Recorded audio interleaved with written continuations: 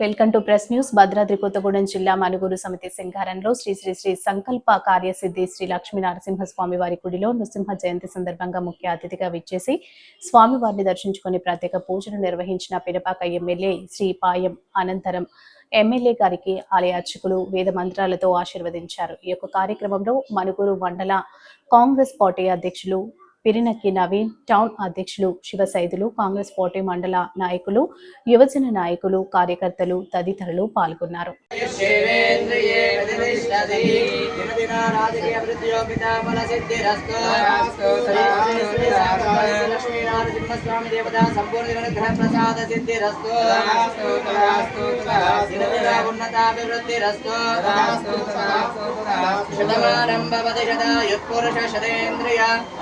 देवेन्द्रिये प्रतिष्ठति शतमनं भवति शतमैश्वर्यं भवति शतमिति शतं दीर्घायुः।